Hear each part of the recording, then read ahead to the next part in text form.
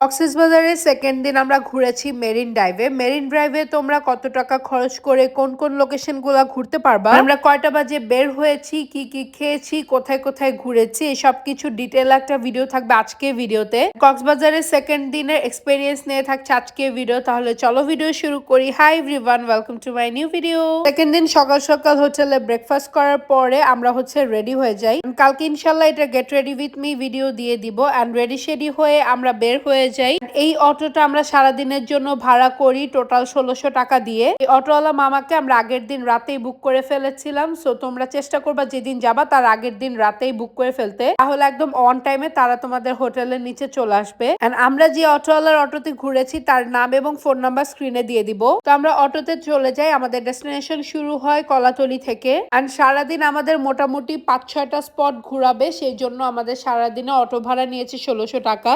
And কক্সবাজারের marine ড্রাইভটা আমি যে কতবার গিয়েছি, যতবার যাই আমার ততবারই ভালো লাগে, কারণ এক পাশে সমুদ্র আর অন্য পাশে পাহাড়। এত সুন্দর সিনারিও আমি মনে হয় না বাংলাদেশের কক্সবাজার ছাড়া আর কোথাও দেখতে পারবো।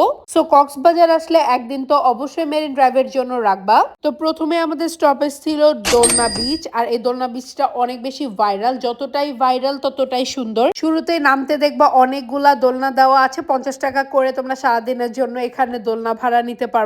ওরা বলে 50 টাকা আনলিমিটেড দোলনা ভাড়া নেওয়া যায়। বাট আমি এখানে আসলে সবসময় এই বিচটার মধ্যে নামি, কারণ দোলনা বিচের বিচটা অনেক বেশি সুন্দর। আর এই যে আমার হাজবেন্ড বিজনেসম্যান, সারাদিন ওর ফোন অ্যাটেন্ড করাই লাগে। তো ঘুরতে গেলেও ওর বিজনেসের কল সারাদিনই অ্যাটেন্ড করা লাগে। যাই হোক, আমরা হাঁটতে হাঁটতে চলে যাই বিচের দিকে। দোলনা বিচে তোমরা অনেক অনেক ছোট ছোট বাচ্চা কাচ্চা পাবা, যারা অনেক সুন্দর করে ভিডিও ছবি তুলে দেয়। আমাদের অনেক সুন্দর সুন্দর ভিডিও করে দিয়েছিল, ছবি তুলে দিয়েছিল। এই ভিডিওগুলো আমি অ্যাটাচ করে দিয়েছি। তো এখানে যতগুলো বাচ্চা কাচ্চা আছে মোটামুটি সবার হাতের কাজই অনেক বেশি ভালো। আর আমাদের ছবি আর ভিডিও গুলো করে দিয়েছিল নূর আলম, এই ছেলেটা।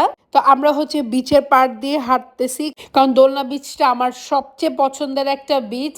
এইখানে আমি যাইতে একবার আসতে একবার মোটামুটি 2বার অলওয়েজ দাঁড়াই। আর দেখো এত সুন্দর সুন্দর ভিডিওস গুলো এই ছেলেটা আমাকে করে দিয়েছে। আর ওকে আমি বকশিস হিসেবে 100 টাকা দিয়ে আসছি। ওরা টাকা চায় না, বাট তোমরা অবশ্যই খুশি হয়ে ছবি ভিডিও তুললে ওদের হাতে কিছু দিয়ে আসবা। মানে আমি সকালবেলা যাওয়ার পরে একবার গিয়েছি, তখন 100 দিছি। আবার আসার টাইমে আবারও ছবি ভিডিও করেছি, তখন 100 টাকা দিয়ে এসছি। দেখো আমি এখানে ডাব খাচ্ছিলাম, এখানেও ছেলেটা আমাদেরকে খুব সুন্দর করে ভিডিও করে দিয়েছে। মানে ওইখানে গেলে আমার ফোন লিটারেলি ওদের হাতে আমি দিয়ে দিই, ওরা সুন্দর করে ছবি ভিডিও তুলে দেয়।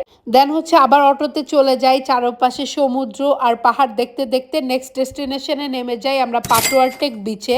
পাটোয়ার টেক বিচটা one of the most beautiful beach কক্সবাজারে। এখানে তোমরা কোরাল দেখতে পারবা, বিচ দেখতে পারবা, ঠান্ডা ঠান্ডা বাতাস পাবা, সবকিছুই আছে। মানে আল্লাহ তাআলার সৃষ্টি যে কি পরিমাণ সুন্দর, এই বিচ গুলায় আসলে তোমরা দেখতে পারবা। স্পেশালি কোরাল তো আমি অনেক বেশি লাইক করি। আর এখানে আসছি পা ভিজাবো না তা তো হতেই পারে না। পাটোয়ার টেক বিচে আসিফ আমার নামটাও খুব সুন্দর মতো বিচের পাড়ে লিখে দিয়েছে। এরপর এই বিচটা ঘুরতে ঘুরতে আমাদের লাঞ্চ টাইম হয়ে যায়। আমরা পালঙ্কিতে লাঞ্চ করেছি, এটার রিভিউ আমি এখনই দিচ্ছি না, সামনে তোমাদের টোটাল এন্টায়ার একটা ফুড ব্লগ দিব, সেইখানে আমি তোমাদের বলে দিব। আর পালঙ্কিতে ওই মুহূর্তে কারেন্ট চলে যায়, প্রচুর পরিমাণ গরম লাগতেছিল, অস্থির অসহ্য লাগছিল। আল্লাহ বাঁচাইছে, আমার এত ছোট্ট একটা ব্যাগের মধ্যে আমি আমার কার ফেসবুক পেজে মিনি ফ্যানটা নিয়ে গিয়েছি। এটা একদম ছোটা প্যাকেট বাড়া ধামাকা, কারণ এটা এত পরিমাণ বাতাস, টোটাল 1 থেকে 100 পরিমাণ বাতাস তোমরা এই ফ্যানটার মধ্যে পাবা। খুবই ছোট সাইজ, বাট বাতাস অনেক অনেক ভালো। আমার কার ফেসবুক পেজে 850 টাকা দিয়ে অর্ডার করে দিও। এরপর খাওয়া দাওয়া করে আমাদের নেক্সট ডেস্টিনেশন ছিল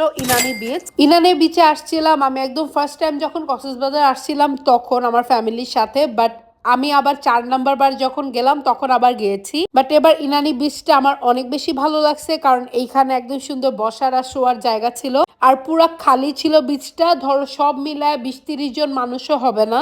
এইখানে শুয়ে শুয়ে অনেকক্ষণ আমরা রেস্ট নিয়েছি, অলমোস্ট 45 মিনিটের মতো রেস্ট নিয়েছি। আর এই কিটকট গুলার ভাড়া পার আওয়ার 60 টাকা করে নেয়, কারণ যেহেতু খাওয়া দাওয়া করে গিয়েছি ইনানি বিচে, আমরা সুন্দর মতো বিচও দেখেছি, রেস্টও করে এসেছি। এরপরে আবার আসার পথে আমরা আবারও দোলনা বিচে দাঁড়াই। আর দোলনা বিচের এই পাশটার মধ্যে অনেকগুলা সাম্পান রাখা ছিল আর আমাদের অনেক ইচ্ছে ছিল আমরা সাম্পানের সামনে ছবি ভিডিও করব। দেন আরেকটা ছেলে আমাদেরকে সাম্পানের সামনে ছবি ভিডিও করে তার এত সুন্দর সুন্দর ভিডিও গুলা করে দিয়েছে আর তখন ওই ছেলেটাকেও আমরা 100 টাকা দিয়ে আসছি বকশিস হিসেবে। এরপরে যাওয়ার টাইমে দোলনা বিচে ডাব খাইছি, আবার আসার টাইমেও দোলনা বিচে ডাব খাইছি, কারণ এবার কক্সবাজার আমরা অনেক বেশি হাইড্রেশনের মধ্যে থাকতে চাইছি, তাই সব জায়গায় আমরা ডাব খাইছি। বাট সত্যি বলতে পার্সোনালি আমার শীতকালে যখন গত বছর গিয়েছিলাম তখন আমার ডাব বেশি মজা লাগছে এবারের ডাবের তুলনায়। এরপরে চলে আসি ফানফেস্ট বিচ অথবা কাকড়া বিচ অনেকে বলে এটাই। এই বিচটাও অনেক পরিমাণ সুন্দর, একটা ব্রিজ পার হয়ে এখানে চলে আসা লাগে আর ঝাউবন দিয়ে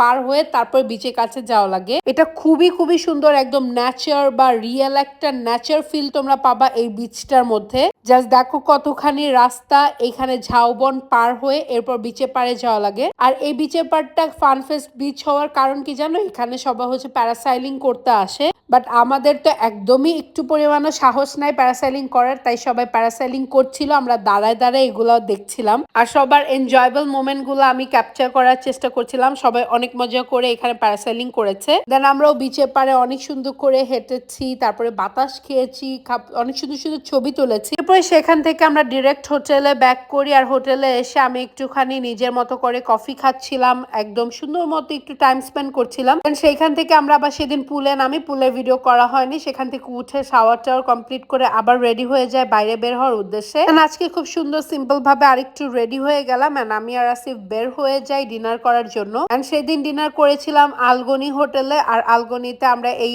আইটেমস গুলা খেয়েছিলাম, লইটা ফ্রাই, বিফ কালা ভুনা, আর লাস্ট যে জিনিসটা তোমরা অবশ্যই মিস করবা না সেটা হচ্ছে ওদের রাবড়ি জিলাপিটা, অনেক মজা। তখন অলমোস্ট 10টা সাড়ে 10টা বাজে, আমরা সাইমনে গিয়েছিলাম। সাইমনের রাতে ওদের শুধুমাত্র বার ওপেন ছিল, আমরা যেহেতু হার্ড ড্রিঙ্ক করি না দ্যাটস ওয়াই আমরা সেখান থেকে ফেরত চলে আসি। সেখানে সফট ড্রিঙ্কস বা জুস খাওয়ার কোনো অপশন ছিল না। সাইমন থেকে বের হয়ে রাত 1টা 2টা পর্যন্ত কলাতলি বিচেই শুয়ে রেস্ট করেছেন। আজকে ভিডিওটা এই পর্যন্তই। থ্যাংক ইউ দেখার জন্য, বাই।